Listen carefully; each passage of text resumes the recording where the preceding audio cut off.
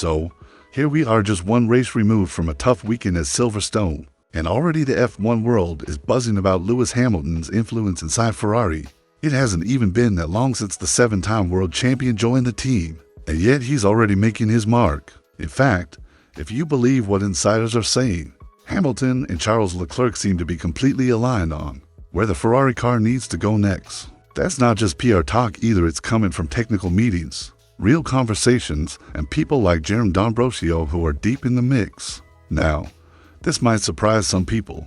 After all, it's natural to assume there might be tension when the top-tier drivers with very different experiences and preferences end up on the same team. But according to those inside Ferrari, it's quite the opposite. Hamilton is already pushing for a car that reflects his style. He even said it himself, "The next Ferrari needs a bit of my DNA." That's a bold statement, but let's be honest, it's exactly what you'd expect from someone with 105 career wins and the most pole positions in F1 history. The big question now is, will Ferrari truly give Hamilton the room to mold the 2025 or even the 2026 car around his driving philosophy? Or will Leclerc still be the main reference point, having been with the team for years? Some think Hamilton's presence might push Leclerc to the side, but the early reports suggest both drivers are actually asking for similar things from the car: more stability, more balance, and better performance over long stints. It sounds like they're on the same page, at least conceptually. But let's not forget why Hamilton was brought in. Ferrari didn't hand him a contract worth over $100 million just for marketing. They want wins, championships, and if Hamilton's experience can shake up Ferrari's conservative engineering culture, then maybe, just maybe, that long-awaited title challenge could actually happen. What do you think? Will Ferrari actually follow Hamilton's lead on car development, or will they stick to the Leclerc blueprint and risk internal conflict? Let me know in the comments. I'm really curious how you see this playing out. And hey, if you're enjoying the video so far, help us out by hitting that like button and subscribing to the channel. We're pushing for 1,000 subscribers, and every single click helps us grow the F1 conversation here at Fast News F1. Okay, let's switch gears for a second, because while most of the attention is on the cars and drivers, something wild is happening off the track, and it's coming out of Saudi Arabia.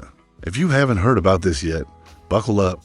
The kingdom is working on building an entirely new city called Qiddiya, just a couple of hours south of Riyadh, and it's not just another urban development project. They're calling it the Vegas of Saudi Arabia, with theme parks, water slides, insane attractions, and yes, a brand new Formula 1 circuit that could become one of the most extreme tracks on the calendar. Now, here's where it gets crazy. The design includes a signature corner that's already making headlines. Think a turn 1, a circuit of the Americas in Austin, that steep hill into a hard left-hander. Now imagine that, but built on stilts. Seriously. The plan is to have F1 cars approach this corner at over 100 miles per hour and brake on a steep uphill with a drop of 64 meters just beyond it. Yeah, you heard that right, 64 meters. That's like a 20-story building. They're actually modeling braking zones from Moto and F1 simulations, and engineers believe the elevation will allow for ultra-aggressive braking. But there's also a very real concern. How do you make sure the cars don't launch off the end of this section and fly into the desert below? That's not a hypothetical. It's part of the actual design consideration. Construction is already underway, and some footage has leaked showing major progress. Whether it ends up replacing the Jeddah street circuit or joining it on the calendar remains to be seen. But make no mistake, Saudi Arabia wants to races. And based on how quickly they've been moving on this project, don't be surprised if Qiddiya is F1 ready sooner than expected. So let me ask you this. Would you support a second Saudi Grand Prix if it meant a track this bold and unique enters the sport? Vote yes or no in the comments. I really want to see what the fanbase thinks. And hey, if wild stories like this are what keep you hooked on F1 like they do for me, hit that subscribe button and turn on notifications. We've got more breakdowns like this coming every week on Fast News F1, and you won't want to miss them. Now, on to one of the hottest topics in Formula 1 right now. The swirling rumors about Max Verstappen possibly making a shock move to Mercedes.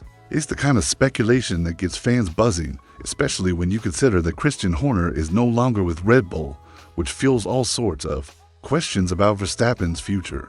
People have been tracking Max's private jet, analyzing his quick trips like that recent 5-hour hop to Sardinia, and back wondering if meetings with Toto Wolff or others are underway. The truth is, nothing concrete has leaked yet, but the idea of Max in silver isn't as far-fetched as some might think. From Max's perspective, moving to Mercedes could make a lot of sense. Red Bull's power unit is reportedly not expected to improve much next year, which could make a fresh start appealing. Plus, Mercedes remains a top team with a history of winning championships. Imagine Max signing a one-year deal with Mercedes. If things don't pan out, he could then switch to whichever team dominates next. Of course, the reality is probably more complicated. If Mercedes wants Max, they likely have to pay a massive buyout fee, something like 100 million euros, and offer him a salary bigger than George Russell's current deal. So the big question is it worth it? Would Max deliver enough performance to justify a 150 million euros price tag, including buyout and salary? There's also the Jos Verstappen factor. Max's father has been heavily involved in his career, far more than most F1 driver parents. Jos's involvement is rumored to be a sticking point for many teams, and Mercedes would have to decide if they're willing to take that on. On the flip side, George Russell has had an impressive season, proving himself a strong driver in his own right. Would Mercedes really drop him for Max? That's another debate entirely. And then there's Max's off-track desires. He wants to do more than just race. Sim racing, driving GT3 cars, testing other machinery activities he's enjoyed at Red Bull, but might find harder to do at Mercedes, given their stricter approach. So, what do you think? Could you see Max Verstappen swapping the Red Bull for the Silver Arrows next year? Would you want Mercedes to drop Russell to make that happen? Drop your thoughts and vote yes or no in the comments. If you like getting the inside scoop on F1's biggest rumors and moves, don't forget to smash that like button and subscribe to Fast News F1. We're here to keep you ahead of the pack. Alright, let's talk about Christian Horner. The big news is that he's no longer with Red Bull, and that sparked a flurry of speculation about where he might land next. With Horner's reputation as one of F1's top team principals, you can bet the options aren't going to be limited, but finding the perfect fit might not be so simple. One strong possibility is Alpine. It's seen as a logical destination, especially with Alpine planning to switch to Mercedes engines next year. However, that could mean Horner would have to work directly with Toto Wolff, and given their reportedly rocky relationship, that might not be an easy dynamic. Plus, Alpine is a very political team right now. Their CEO just left, their engine program has been shut down, and the team's future ownership is uncertain. Some insiders even speculate about Toyota buying in, but nothing is confirmed. Then there's Ferrari, of course. The allure of the prancing horse is legendary. But would Horner really want to move to Italy and take on a team where management and culture are famously difficult? And if he did, he'd have to work alongside Lewis Hamilton, now Ferrari's star driver, something that might complicate matters. Ted Kravitz even mentioned that while Horner to Ferrari isn't impossible, it's unlikely his next stop. Aston Martin is another wild card. Horner has history with Adrian Newey, and Newey still holds significant influence at AM. However, Newey and Lawrence Stroll have had some friction, and Newey's ownership stake makes the team a complex place to operate. Plus, Horner's known desire for full control and ownership could be hard to achieve anywhere outside of Red Bull. In fact, ownership seems key for Horner. At Red Bull, he's had tremendous influence for 2 decades, and stepping into a role without similar power might not appeal to him. That's why Alpine's unstable future or a potential Aston Martin takeover could be attractive if it means Horner can take a controlling role. So, what do you think? Where would you want to see Christian Horner next? Alpine, Ferrari, Aston Martin, or somewhere else entirely? Drop your guesses in the comments below.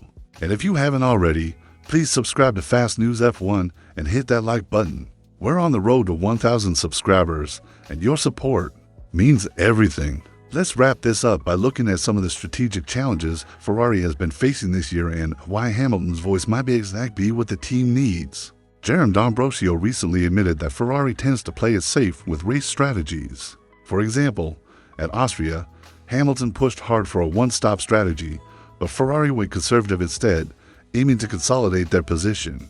This cautious approach might explain some of their missed opportunities. Hamilton has been vocal about wanting Ferrari to take more calculated risks. He's right, sometimes a gamble pays off big, and settling for the status quo won't win championships. Ferrari's reluctance to push the envelope might be holding them back, especially when other teams are betting on aggressive calls. On the car itself, Hamilton has said that this year's Ferrari wasn't designed around his driving style. Charles Leclerc's setup preferences dominate the current car, favoring an extreme configuration that doesn't suit Hamilton as well. That's why Hamilton wants to see his DNA in next year's car, a model that's balanced, stable, and competitive across race stints. Interestingly, the Ferrari technical leadership people like Jerome D'Ambrosio and Andrea D'Ambrosio have worked with Hamilton before at Mercedes. That shared experience might help Hamilton's influence grow within Ferrari's engineering decisions, especially as the team looks ahead to 2026. Now, here's a fun stat for you. Lewis Hamilton holds the record for the most pole positions in F1 history with 104. But despite that, he's never been a driver who's won a championship with the same consistency that others have. This highlights just how tough it is to win in Formula One, especially with a team like Ferrari that struggled to find consistent form. Finally, a quick shout out to the Goodwood Festival, where F1 legends and stars like Adrian Newey have been spotted, reminding us that F1 culture goes far beyond the track. So, what do you think? Should Ferrari finally embrace more daring strategies? And do you believe Hamilton's approach can push the team over the edge? Let me know your thoughts in the comments. If you enjoyed this breakdown, please hit the like button and subscribe to Fast News F1. Every subscription helps us get closer to our 1,000 subscriber goal, and we want you on this journey with us.